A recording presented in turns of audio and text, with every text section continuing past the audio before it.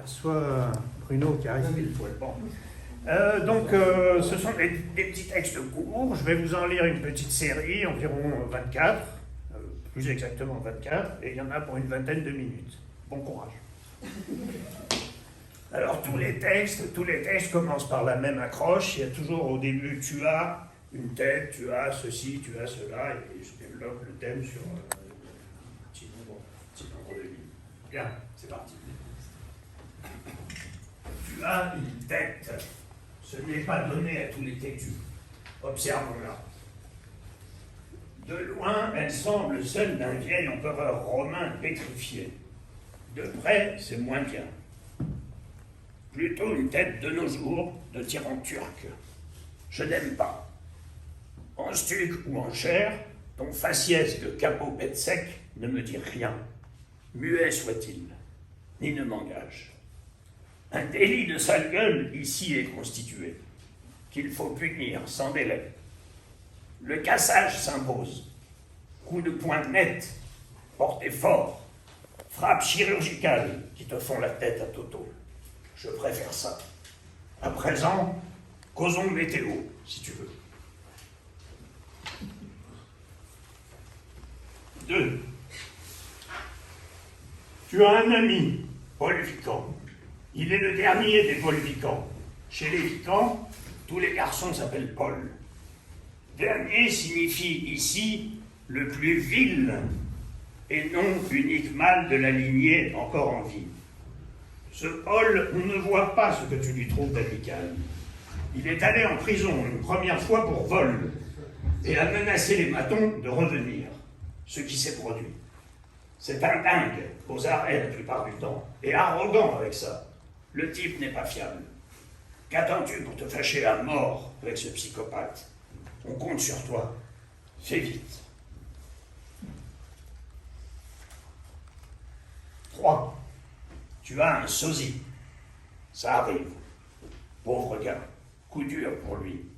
Il a vu une tête de tueur étalée dans la presse torchon et il s'est reconnu. Choc frontal et violent dont il peine à se remettre. Plus âgé que toi, arguant de cette ancienneté, il t'accuse de plagiat facial. Bougredeux. Comme s'il était déjà connu à la télé. Tiens, voilà qu'il te met en demeure de vite modifier par la chirurgie ta figure et de porter perruque. Et puis quoi? Il est clair que ton sosie a perdu la boule. Reste calme, laisse-toi pousser barbe. Attends que sa rage passe. 4. Tu as une dette. Paye. Et en temps voulu, sinon quick. Et oui, tu peux te faire buter pour ça, sec. Le créancier type est rarement un tendre. Tu seras au moins tabassé.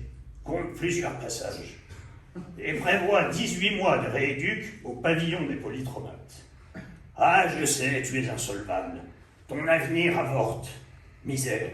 Essaie de feinter ton créancier. Offre-lui tes services. Déclare-toi prêt, si ça t'arrange, si ça l'arrange, à tuer ses pères et mères pour acquitter ta dette. S'il a un bel héritage en vue, ça pourrait le séduire. S'il est orphelin, oups. 5. Tu as un passe-temps. L'oisiveté. C'est en effet la diversion par excellence. Ça ne suspend pas l'ennui, certes, mais ça le sublime. Il devient épure et art contemporain. Le problème de l'oisiveté absolue tient à ce qu'elle est chronophage à l'extrême. On ne fait plus rien d'autre. Fini les mots fléchés, le tricotin, la belote et la pêche à la ligne. Ah, c'est pas une vie. Et non. Et quand dans la foulée, les branles, les coïts du samedi soir, eux aussi passent à l'as, cela sent fort le suicide social, lequel est un passe-temps glauque. 6. Tu as une visite. Or, tu n'attends personne. Qui peut être?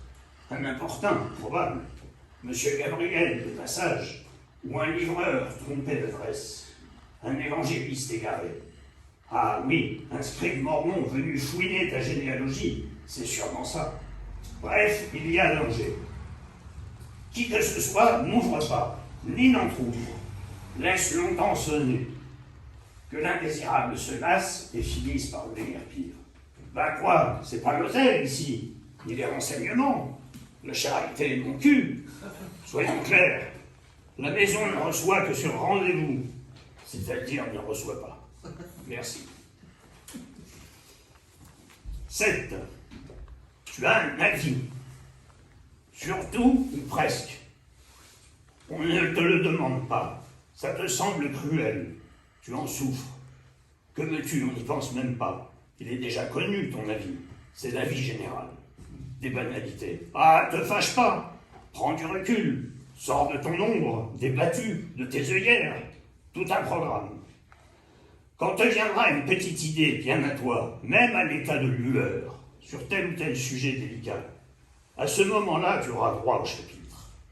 Ça n'implique pas que ton avis nous oblige, mais au moins tu pourras le bafouiller. Vu ? 8. Tu as une liste. Elle est longue, interminable. C'est mieux ainsi. Une liste rikiki, façon bref poème, ça va pour les commissions et autres envies. Calamar, kiwi, tripou, ail, PQ, savon, biscuit, chou, thon, maïs, whisky, gin. Ok, ça sonne bien, surtout à la fin. Mais ça reste de l'oulipo du dimanche, sous contrainte ménagère. Revenons. Je cite un extrait de ton appel des absents. Unitox, Javrek, Belgussa, Smounider, Vejdrozel, Hassania Bekino, Golanka, Opis Tartati, Uvacisen, etc. Ah, ça, c'est de la liste. 9. Tu as un souvenir mauvais. À l'époque, ça ne va pas bien fort, l'enfance. Tu es un gosse merdeux, chiard, cacateux, pissenlit. Si tu vomis, tu en fais des tonnes. Ça déplaît. Maman crie, papa donne de la ceinture. Enragés, ils sont. Et t'oblige à manger 6 petits Suisses avec le papier. Ça t'apprendra. Maintenant, tu sais. Cette année-là, Noël tombe et tu as le paquet cadeau. Il est lourd. Tu le secoues. Un bruit se fait d'entrechoc. Tu n'oses pas ouvrir. Si c'était des pierres. C'est bien ça, des pierres. Un beau cadeau. 10. Tu as une peau. Encore 5 ou 10 ans de cette vie-là, et ce sera du pire. Des goûts, tu en as pris, sûr, que tu as cherché trouver. Enfant, baf, des coups de savate, puis moult oignons et bourpilles de circonstances. Enfin, force branlée à terme échu. Tu as la peau dure à présent, bien, mais as-tu eu ton compte? Ah, tu dirais que oui. Moi, je crois que non. Or, tu n'es ni dermatologue, ni tanneur, donc ferme-la. Encaisser de nouvelles raclées est dans tes cordes. Prépare-toi, graisse-toi le derme, souris, tu vas subir avec profit. 11. Tu as un alibi. Bien, j'espère qu'il est en béton. Voyons, il s'est tué ici, par ici, ces derniers mois, plus de vieilles veuves que de chiens écrasés. Toujours un coup de masse, la tête réduite en bouillie. Le vol n'est jamais le mobile, ni le viol. Crime gratuit, art brut en série et habillage conceptuel. Ce grand guignol te ressemble fort. La dernière morte, la veuve Joyau, a été tuée jeudi soir. Où étais-tu? Ah, tu regardais la télé chez toi? Quelqu'un peut confirmer? Qui, moi? Non, désolé, j'étais ailleurs, avec une femme mariée. 12. Tu as un morceau, pas la totalité, juste une partie. Pour avoir le reste, il faudra te battre. Que tu tires à toi la couvrante, et surtout ce qui bouge. Tu dois punir le moindre frémissement. Ne te laisse pas redoubler, refaire. Prends la main, frappe fort, vas-y dur de la gueule, déplie ton talent. C'est jouable. Ça ne va pas tout tomber tout cuit, mais jouable. Voici comment. Loue 6 sbires, des potes et des valets, que tu lances, dodelinant, à la recherche de, du, de là et des. Laisse agir. Butin croix. Gains s'accumulent, le tout vient. 13. Tu as une culure. Il s'agit, dis-tu, d'une coulée te sortant subito du cul. Dans les cas graves, c'est une sous-culure de sous-merde. Ce lexique manque un peu d'élégance, oui, mais il dit vrai. Diarrhée eût été faible, peut-être un euphémisme, et à peine plus doux à l'oreille. Bref, il t'est reproché d'user de cette métaphore pour qualifier les personnes que tu méprises. De face, pas dans le dos. C'est frendu, mais il y a insulte et des dépôts de plainte. Faut que cessent ces bassesses. Fais-toi couturer bouche et fesses. 14. Tu as un pseudonyme. Roxane Brogobello. Bien trouvé, sobre, passe-partout, viril, suave. Il te va comme gant. Avec un tel nom, tu peux signer impunément n'importe quelle saleté. L'excuse sera valable. C'est pas moi, c'est Roxane. Par exemple, porno polar, recueil de sonnets, recette de mamie, ou conte pour enfants, tels la poule enhardie, le zébu bisexuel, etc. Ce genre d'abri. Il y a le confort du pseudonyme, sa lâcheté, les deux condamnables. Oublie celui-là, Roxane, mets-le en coma, ne le réveille jamais. 15. Tu as un client, un collectionneur, également critique d'art, très mordu de brut et de modeste. Il prétend acheter une œuvre de toi. Qu'entends-tu par de toi? Je l'interroge. Réponse, de lui. On avance. Il est évident que cet expert te prend pour un artiste. Je le détrompe. Il persiste. Eh bien, qu'il achète. Tu peux lui chourger cher un lot de tes aquarelles bidons au jus de cac. Il sera content. Il se croira un découvreur. Sa vanité va bronzer. Si tu sais y faire, tu lui vendras aussi tes urines d'artiste. 6 flacons. Pour analyse. 16. Tu as une pipe. Eh bien, cette fois, c'en est une. D'habitude, il y a doute sur la pipité ou le pipisme des pipes. Là, non. Souvent, en dépit de leur apparence pipesque ou pipoïde, les dites pipes ne sont pas des pipes au sens strict. Ici, oui, ta pipe est vraiment. Il y a évidence, clairement. Les pipologues fumeux peuvent rhabiller. Parlons business à présent. Combien ta pipe? Ah, tu sais pas. J'en donne 500. Quoi, pas vendeur? J'offre 5000. La chance de ta vie. Misérable. Décidément, t'es un René. Fous-toi là-haut, ta pipette. 17. Tu as une livraison. Pourtant, rien commandé. Nib. Ce doit être cadeau, dit le livreur. Signé là. Tu refuses. Et remballé, dis-tu. Des clous, dit le lit. Et il s'en va, laissant là l'énorme colis format frigo familial. Que faire? Embarras. Curiosité. Enfin, tu déballes. Bon Dieu, cette saloperie. Un cercueil. Une erreur des pompes fut ou quoi? Or, ton nom figure sur la plaque en cuivre du couvercle, avec la date de ta mort. Après-demain. Ça fait court pour trouver parade. Essayons quand même. Et voyons si tu as un homonyme. 18. Tu as une infirmité. Tu boites un peu, un petit peu. Tu boitilles. C'est encore trop dire. En fait, ça ne se voit pas. Les observateurs que ta façon disloquée de te mouvoir intéresse disent « il a un style ». Et se trompent. Infirmité n'est pas style. Dislocation non plus. Si ces niaiseux avaient eu, à la guerre, la jambe prise jusqu'au genou dans un arrache-pied, ils auraient ta danse, eux aussi, sans le style. Barbarie de l'arrache-pied. Il brise, il broie les os. Piège dont nul ne sort grandi. Toi non plus. Ici, ce qui te diminue ne se voit pas. 19. Tu as un cerveau. Il parasite ton corps.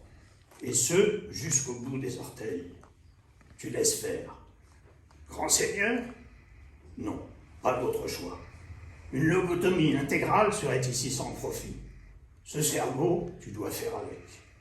Tout n'y est que méandres et alvéoles morts, ou quasi, depuis déjà des lustres. Quelques recoins ont encore l'électricité. Pas pour très long. Profite. Essaie de bouger encore un peu.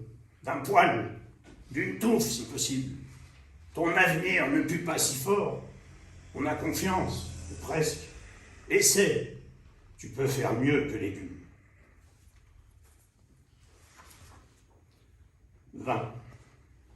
Tu as une envie. Partir. Pas forcément à Saint-Pétard ou aux Ouches, non, pas si loin, simplement ailleurs. Pour dépayser, dis-tu. Sauf que, laisse tomber, qu'il y a, on ne va pas te laisser partir. On ne peut pas, tu nous manquerais. On s'est habitué à toi. Et le plaisir pris à te tutoyer nous est venu ici, à force de patience. On y tient.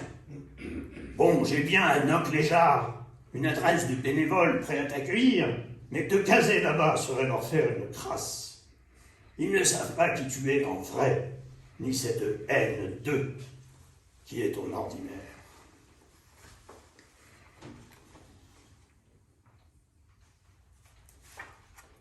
21. Tu as un jour, le mercredi. Tu le détestes et veux qu'il soit rayé du calendrier. Tu as écrit dans ce sens à la doyenne, chou blanc. Pas de vin, pas demain la veille, elle a dit. Vexant. Tous tes malheurs s'étant produits des mercredis, tu imagines malédiction plus acharnement. Et tu te gargarises avec le creux merdique du mercredi qui merde crie. L'explication paraît courte. Quelques psys pourraient l'entendre et s'en esbaudir. Moi ne pas. Je ne vois rien qui t'oblige à merder tous les mercredis. Et le grand mardier des mardis, qu'en dis-tu? 22. Tu as un volet. Tu tries sur. Bien. Une belle idée, je trouve. Et tu tries quoi? Ou, si tu préfères, que tries-tu? Ah, des détritus. Il y en a, c'est vrai. Il n'y a même que ça, ici. Et toi, tu les tries. Bon. Si t'as pas mieux à faire, pourquoi pas le tri? C'est aussi louable que tricoter. Au fait, une fois triés, les détritus, les détruis-tu, les détritus? Ah bon, tu les tritures? Là, je désapprouve. Faut être un malade pour triturer des détritus déjà triés. Tu devrais plutôt les faire recycler. Tiens, en détritus neufs, par exemple. Ça pourrait avoir une utilité. 23. Tu as une duplicité. C'est un art. On te croit un tu bien connu, et tu es un autre. Si besoin, une multiplicité. Dispositif habile qui te garde de l'emprise des tiers et te disperse. Te voilà insaisissable. On te parle et il ne répond pas. Ou à dessein à côté de la plaque. J'admire ton insolence. Mais elle choque les rances et les recuits. Il te réfute. Tu en baves des rondes et tu chies des polyèdres. Tu paies le prix. Tu ne négocies pas. Là encore, j'admire ta force d'eux et tes férocités. Rude, fort tapé. Continue, ne cède jamais. Tu as une case, en moins. Oui, une en plus, je ne vois pas où tu l'aurais logée. Si on force le casier, les dégâts sont irréversibles. Bien, 9 cases, là où 10 est le standard. Et après? Rassure-toi, déficit ici n'est pas défaut. Une case vide en plus, ou au moins, je dis bien vide. Qu'est-ce que ça change?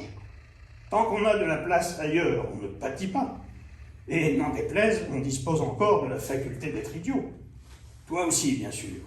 J'ai connu des 2 cases en moins, ils ont fait carrière dans l'art ou le sport. Garde espoir.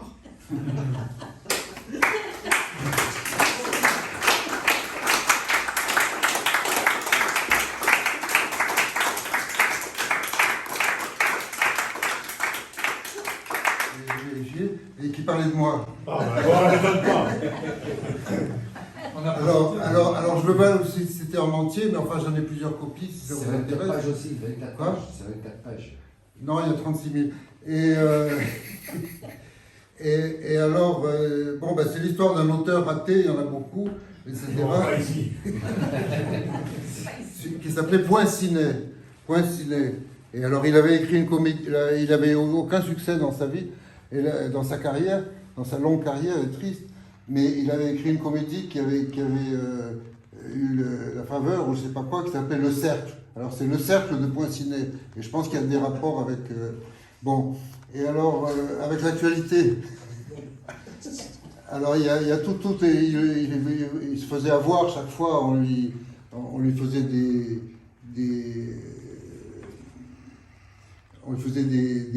coups tordus, quoi. Des rangs de jambes. Pour se faire avoir. Des cranche-pieds. On lui faisait ça. Mais alors là, je vais vous lire ça parce que je ne peux pas le faire de mémoire. Mais la plus jolie plaisanterie et la mieux combinée fut assurément celle que lui joua Palissot chez leur ami commun Patu. Palissot arriva un matin à Passy, chez Patu, avec une chanson de sa composition où il était dit « Pique-pendre de Patu ». Vois, ami Patu, lui disait d'un air consterné, vois comment t'as traité notre meilleur camarade, l'indigne Poincinet. Je t'apporte cette chanson dont il est l'auteur. Patu n'en croit pas ses yeux, il s'indigne, il s'échauffe. Palissot l'excite, attise sa colère et le quitte quand il le voit suffisamment furieux. Que Poincinet vienne ici, cria Patu. Je le reçois à coups de trique. Son charitable ami lui serre la main avec complaisance, s'esquive et ne fait qu'un bond chez Poincinet. Pauvre ami, tu ne sais pas ce qui t'arrive, on fait courir sur ton nom une méchante chanson contre Patu. Patu l'a vu, il est hors de lui. Et diantre, répond Poincinet, mais il faut l'apaiser, le détromper. Sans doute, à une idée, le mieux serait encore que tu ailles le voir, tu lui porterais une chanson qui serait bien de toi, celle-là, quelque chose de gai, de facétieux pour le mettre de joyeuse humeur et lui faire oublier l'autre. L'idée plaît, voilà, nous deux compères à l'heure, c'est Palissot qui dirige la besogne et il la dirige si bien qu'il fait écrire à Poincinet d'un bout à l'autre cette même chanson qu'il vient d'offrir à Patu. Qui vient de... Alors, on juge de quelle façon Poincinet fut reçu quand il se présenta à Passy avec sa seconde chanson, qui répétait la première et ne la réparait pas. Et ben moi, je ne la répare. Je ne la répare. Je n'arrive pas.